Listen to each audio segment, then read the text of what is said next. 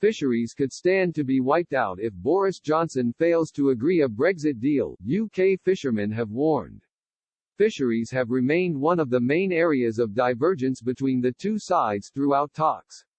If Mr. Johnson fails to agree a deal during the Brexit talks, fishermen in remote communities have claimed they will not recover.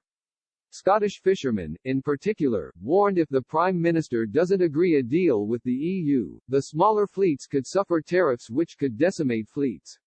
Skipper in Campbelltown, John Brown told STV, "We need to keep access to our markets in Europe, definitely. The fishing is that bad with the prices, the tariffs would end up coming out of the boats as everything else does, so it would make it impossible. It's nearly impossible as it is. If this keeps carrying on the way it is, there will not be any boats left in the West Coast." Throughout Brexit talks, the EU has demanded continued access to Britain's waters. States such as France are one of the largest benefactors of Britain's waters and have, therefore, demanded similar access and quotas shares as to what they have under the Common Fisheries Policy (CFP). Under the CFP, EU fishermen are given equal access to Europe's exclusive economic zone, despite the UK's rich and large coastal area.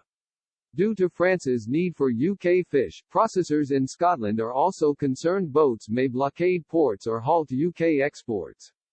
Jamie McMillan, managing director of Loch Fyne Seafarms in Tarbert, said, 50–60% of our sales are sold to the EU. Tarbert was built on fishing and fishing heritage has been in my family for generations. The local economy, if it didn't have fishing, would only have tourism. It's already been declining in the last 4 or 5 years, so fishing with the challenges we're facing within the next 5 years, you could be looking at no community here at all. Now free from the EU, Lord Frost has demanded the UK must be able to govern its own waters.